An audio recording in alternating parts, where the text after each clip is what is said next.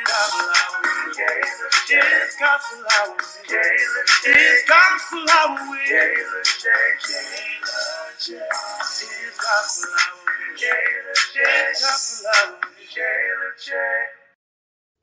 Hey everybody, and welcome back to Kayla J's Gospel Hour right here on WURD Progressive Black Talk Media. As you know, family, we are in our We Are Jerena Lee series where I've been highlighting female preachers and teachers and ministers of the gospel. And today, family, I am really excited to bring forth to you none other than Reverend Tamieka Gerow. Hello, Reverend Tamieka. How are you? Hi, how are you this morning? I'm good. I am good. I am good. Thank you so much for being here today. I appreciate you taking the time out to talk with us today.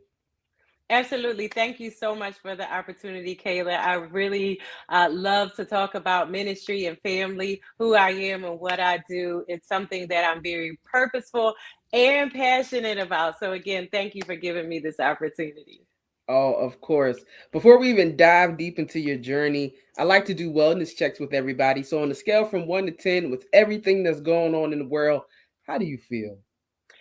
That's a great question, and it depends on the day of the week. The day of the week is dependent upon my answer. On a scale of 1 to 10, I would probably say that I am an 8.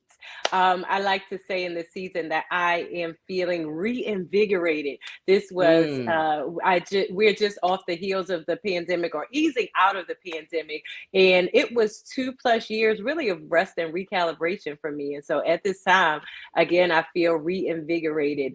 Some days I'll say I am well and overwhelmed, not overwhelmed in a bad way, overwhelmed with the blessings of God. I often say as well that there's a huge difference between being stressed and stretched. And in this season, I like to say that I am feeling stretched, not stressed. Wow, that's good. I'm gonna have to start taking that. I'm feeling stretched, not Yes. stressed. I like that. I like that. So tell us a little bit about your journey in ministry. How did you become Reverend Tamieka? That's a great question. Kayla, I grew up as a PK. My brother is also a preacher, and I come from a ministry family. Ministry is very much a part of my life, it's a part of our family's legacy. And I really wrestled with this very early on. And maybe in my early 30s, I realized that it was a good thing. Knowing that God chose my family, more than one generation in my family, to accomplish his work. For me personally, I grew up again as a PK. I acknowledged my call after much wrestling in my mid 20s. I was licensed at the age of 29, ordained at 33 after graduating from seminary, and I worked in various staff pastor roles until my daughter was born. And in 2015, after my daughter was born, I became what I like to identify as a clergypreneur, and I do primarily itinerant ministry. I work with a lot of pastors that are either in need of a break.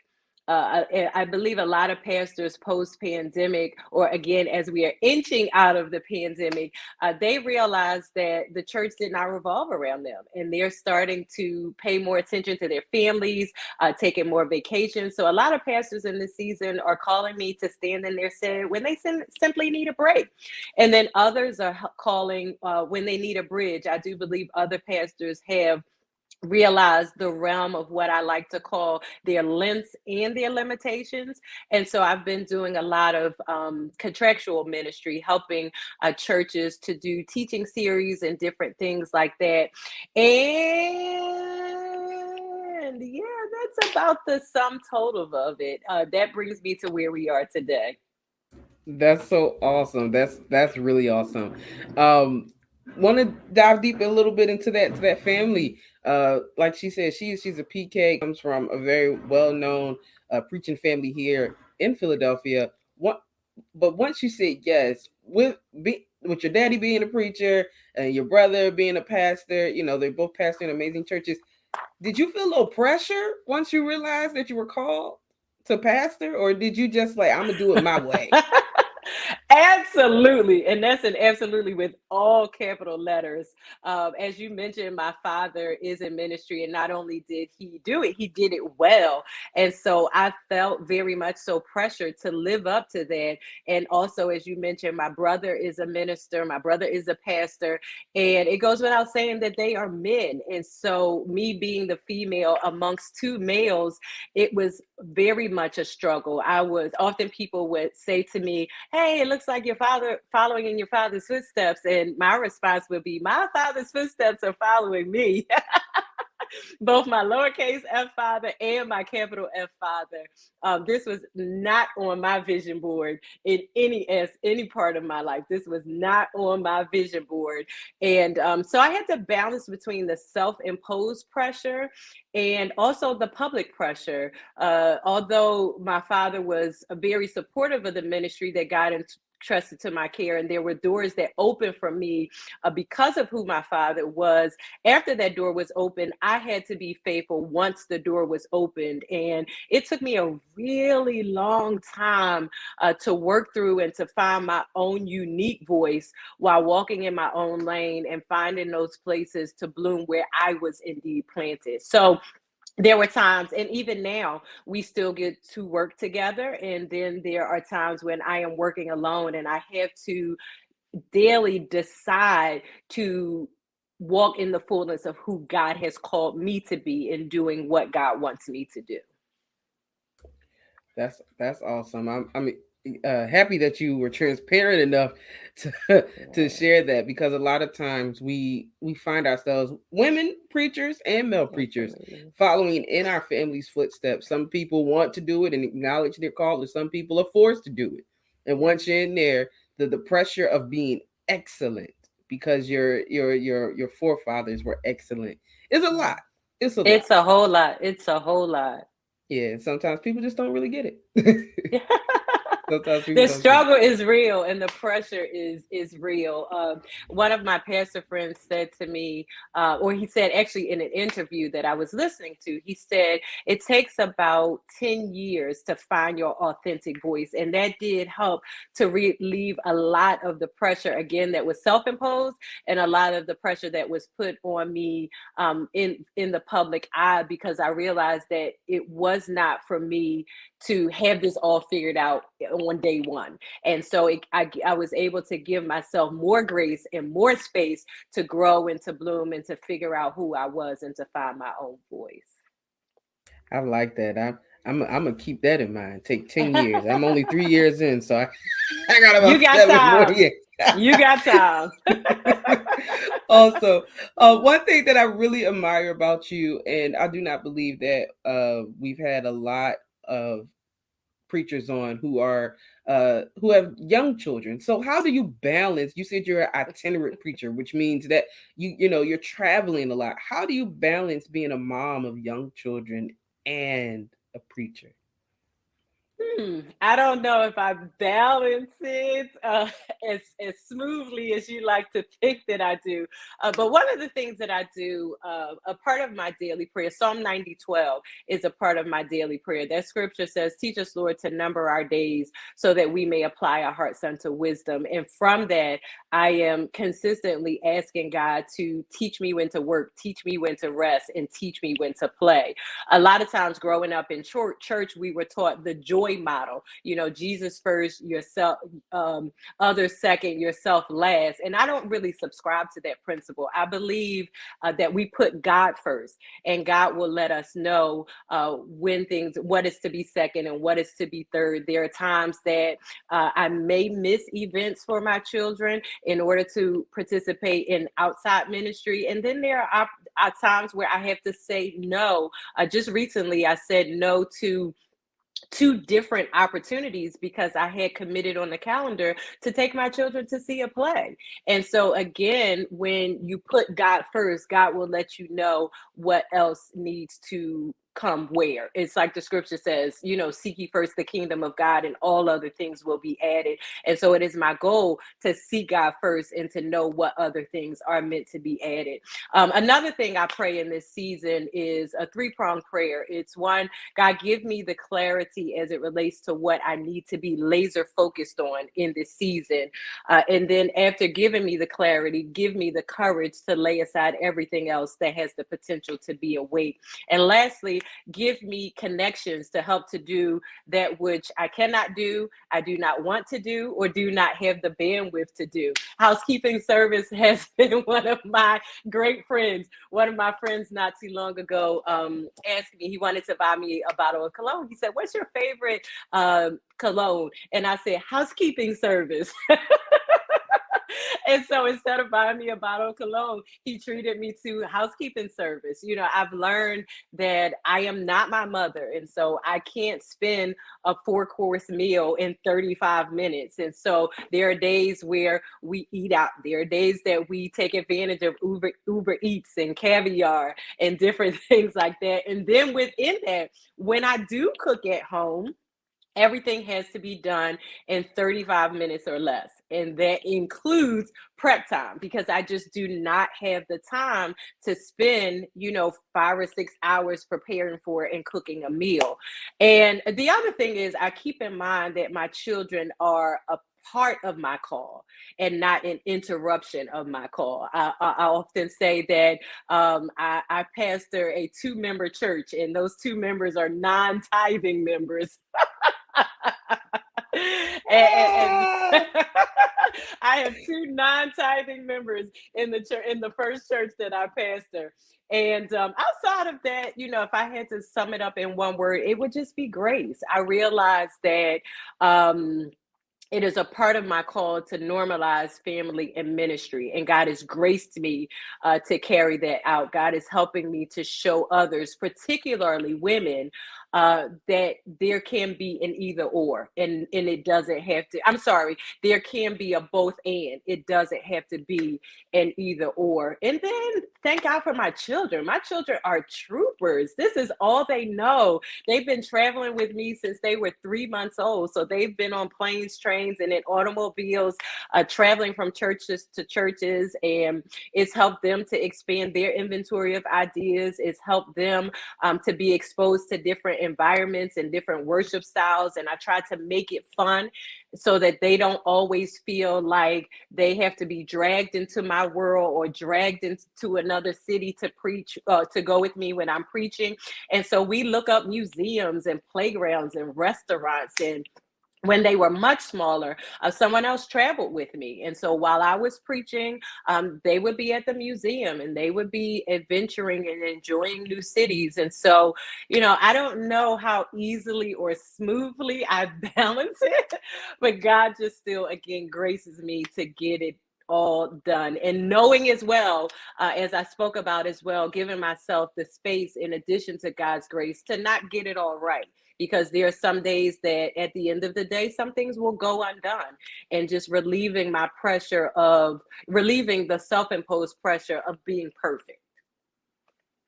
That's amazing. One thing that she said, family, that if you don't take anything out, she said that her children are a part of her call. I appreciate it when you say that because a lot of times I've come across preachers, and they're out, they're ministering, and I didn't even know they had children. And sometimes that really bothers me, especially when I see them working in youth ministry. I don't see their children there. I have an issue with that. Yeah. But I really like that you said that they are a part of your call. I commend you. I commend you for that, Reverend Gerow. Thank you so much. And I also I make sure, and I'm very mindful and intentional about this. I don't apologize for my children. I let people know that my children travel with me. My children have made their way into confirmation letters. There have been places that I've visited in different cities where, in addition to a welcome basket for me, they've made welcome baskets for my children.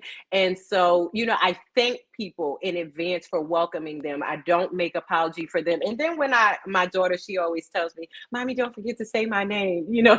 She likes the shout outs. And so I have to make sure that I say her name from the pulpit, and I share with them. My son just turned 5 yesterday, and I will say, I have a 5-year-old and a 6-year-old, and sometimes they act their age. I don't even put the pressure on my children to sit still with their hands folded for a 1 to 2 hour service. I let people know, I'm going to defend my children at all costs. I'm not going to allow that pressure of the public eye, that heat from the light of the public eye, to cause them to be something or to run away from the call. And I often say my children will not be a casualty of my call. Ooh, ooh, you need to get that on a shirt. It'll sell. Not only will it preach, but it'll sell. My children are not a casualty. Listen. My children will not be a casualty of my call, and so that means that myself as well as others will have to govern themselves accordingly. And we thank you. Yeah. Oh, I one. want to live it so, in short, I would love to, just like with my father, we see a lot of PKs that run away from the call. They run away from the church. And my parents were not perfect, but they lived in such a way that when I felt God nudging me towards ministry, that I did not want to run away from it. So I saw it, again, not in a perfect way, but in a healthy way. And if God sees fit to call my children to either the preaching ministry or somewhere else in ecclesiastical or just universal ministry, I want them to be able to freely and fully say yes. That's good. That's good. Um, I've been asking everybody on the series this question, and I want you to give your honest opinion. We've had so many opinions. Um, why is it important that women are in ministry? Hmm.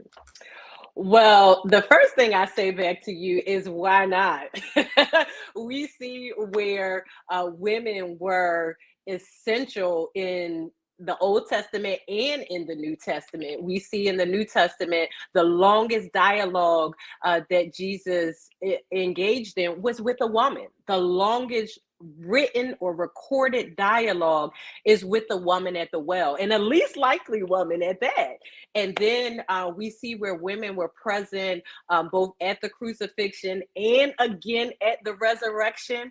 We see that women supported the ministry of Jesus, and Jesus defended those women. You remember where the men were being very judgmental, and Jesus said, "He that is without sin, let him cast the first stone." And so Jesus again defended women at all costs. And so why not? And then I believe that women, we provide our own unique being to ministry in a way that only we can. There are some things that we can do that men can't do, and vice versa. There are some things that men can't do that men can do that we can't do. And so I believe that both are needed in a way that's equal and substantial. I like that. That are equal and substantial. That's good right there. Um, you've touched on a lot of different aspects in ministry and in your ministry. What advice could you give to that young itinerant preacher, and that young preacher or new preacher who has young children as well? You've got all the great questions today. The first thing I would probably say would be to let everything you do grow from your relationship with God. As my seminary professor would say, that is profound in its simplicity and simple in its profundity. It seems like that's a no-brainer. It seems like a duh, but it is so easy to be pulled away from the God of the church because of the church. Let me say that again. It is so easy to be pulled away from the God of the church because of the church. I remember post my divorce, I took a 1 year self-imposed sabbatical. It was my first time, as I like to say, being a free agent. I was not on staff at any church. I was no longer married to a pastor. And it was the first time in my life, in my adult life, that I could kind of step away from the church without, I had the time without taking the time.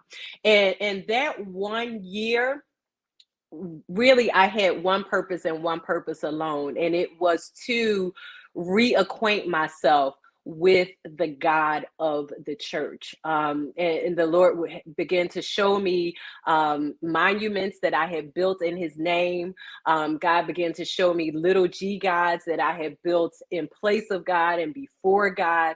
And so it was a very redefining time in my life as I reacquainted myself with the God of the church, because there are times where we can be pulled away without even realizing it. The Bible talks about the little foxes that destroy the vine. And so there could be little things that eat away from our relationship with God. And so that would be the first thing. Let everything that you do grow from your relationship with God. And then the second thing I would probably say is take care of yourself before taking care of others. And that's particularly important for us as women because we're givers, we're nurturers, we're rescuers. I'm reading this book now called Too Heavy a Yoke, and it explores the Black woman's burden of care. And I believe it's so important for us to make sure, just like they tell us at the, when we get on the airplane, make sure that you secure your mask before you secure the mass of others. And as a mother, that's very difficult for me because, my natural inclination is to make sure my babies are okay. Because again, they're 5 and 6. If I don't prepare dinner, they don't eat. If I don't get up and fix breakfast, they don't eat. If I don't do laundry, they go to school with dirty clothes. And so, it's very important for us to keep in mind that we must first take care of ourselves before we take care of others. And then lastly, I would say maintain a well balance of relationships. It's very important for us to keep in mind that we are the sum of many parts. I am a mother, I am a minister, yet I'm also a daughter, I'm a sister, I'm a friend. And so I have to make sure that I am nurturing all parts of myself. I have to make sure that I'm not neglecting one part in order to nurture the other part. Mary needed Elizabeth, and so I believe we need sisterly relationships. But then Deborah also needed Barak, and it's very good to have males in our lives that are invested in us and not attracted to us. And so it's really good to have altering perspectives. And so we have to make sure that we are balancing, having a well balance of relationships. One of my really good friends and mentors said to me about 2 years ago, he said, don't let your church life be your whole life. And as a recovering church girl, that was very hard for me to process. I said, you're a pastor. Like, how dare you say that to me? It was almost like he was using curse words by saying, don't let your church life be your whole life. And I realized that it took me about 2 years to fully digest what he was saying. And so I started, intentionally building in breaks and building in time to spend with my family. Just recently, my children and I spent a week at the beach. And you know what? We left on Sunday.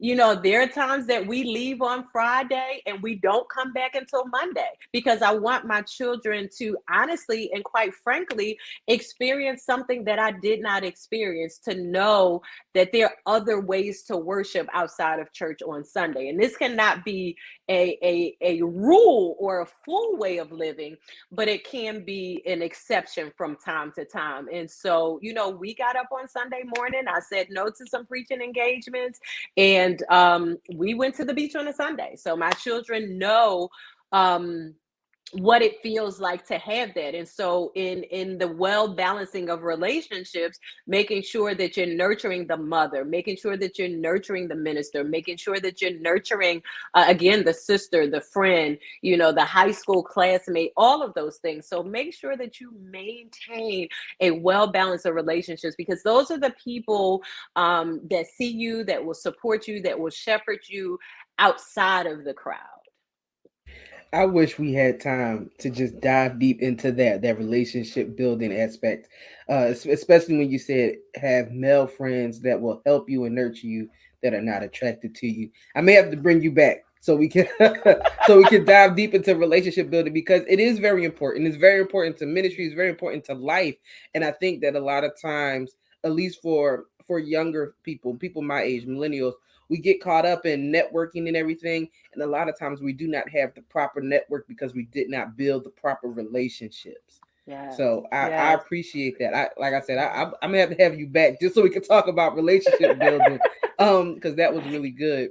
And let me add this very quickly. It's so very important, especially, and even as we look at Jesus, he would sometimes be around the masses, then other times he would be around the 70, and then there would be times that he was around the 12, and then there were times where he was around the three. He was around Peter, James, and John, and those were the ones that were with him both in the transfiguration and in the resurrection. And I often say that we need people in our lives that flesh and blood did not reveal to them who we are. So they don't just see, us on the surface. They see us beyond the surface, and they see in a way, again, that flesh and blood did not reveal to them who we are. And those are the people, I don't subscribe to the ride or die, because, I'm not riding, I'm walking with the Lord, and I don't want to die. So, I ain't riding and I ain't dying. But those are the people that will walk with you and wrap their arms around you and really be with you when all the lights are off, when you're not on the pulpit, when you're not on the stage. And so you need people that will feed the pastor, will feed the preacher, will feed the minister. But then you also need people that will feed other parts of you, because again, we are the sum total of many parts. There are times, and hopefully she won't listen to this. I have a girlfriend. We went to college together. She probably couldn't even tell me that Jesus wept. But if I want to be that 18-year-old irresponsible Tamieka for about 1 hour, I know who to call. And so we have to have a wide variety of well-balanced relationships. Listen, I understand and I feel you. There are people I can call. Listen. I'm not a preacher right now. Look, we just gonna sit here. We're gonna just be a tiny bit Right. ratchet. Right. Like, I'm just Kayla. I'm Right. just Tamieka. Not even Tamieka the mom. I'm Tamieka the girlfriend right now for Right. just a few minutes. Just a few minutes. Let me let Yeah. loose. I feel you. Oh man, our time has already come to an end. I wish I could talk to you for hours and hours because I feel like you still have so much more built up that you could share. Um, but let the people know how can they support your ministry, where they can follow you, and just continue to pray for you. Well, the number one thing is, I'll begin where you ended. The number one thing is prayer. When you think about me, call my name before the Lord, lift me in prayer. You can follow me on social media. I am Reverend Ms. Mom on Instagram, REVMSMOM. I am Reverend Tamieka, REVTAMIEKA on Twitter. Also, I engage, in addition to preaching and teaching, I engage in coaching and counseling. So I work with women in leadership in helping to assist them in acquiring skills that will aid in clarifying their vision for a successful melding of their personal and professional lives while bringing their unapologetic, authentic selves. I also do professional development, coaching, and counseling for women that are looking to reset and live life after loss or recalibrate in order to get unstuck. And so, in addition to being an ordained minister, I have a coaching designation through the Worldwide Association of Business Coaches. And so you can email me. You can find me at TAMIEKANICOLE at iCloud.com. TAMIEKANICOLE at iCloud.com. Awesome, awesome, Reverend Tamieka. Thank you so much again for joining me here at Gospel Hour. I had an amazing time talking to you, and this will not be your last time here. Anytime, you know how to reach me. I believe, was it Diana Ross or Michael Jackson, whoever it was, they said, just call my name and That's right. I'll come running. As I said, this is something that I'm very purposeful about and something that I'm very passionate about. So thank you for giving me this opportunity. My father used to say, if people don't call you to preach, you ought to pay somebody to let you preach. Or he would say, if nobody calls you to teach, you ought to pay somebody to call you to teach. And thank God that has not been my testimony, because of people like you always opening doors to make sure that I have space to say what God has given me to say. So thank you so much again. Oh, you are certainly welcome. Everybody, again, Reverend Tamieka Nicole, excuse me, Gerow. Make sure you follow her. Continue to pray for her as she continues out in this journey. But it's time to get right back to the music here on Kayla J's Gospel Hour. You're listening to WURD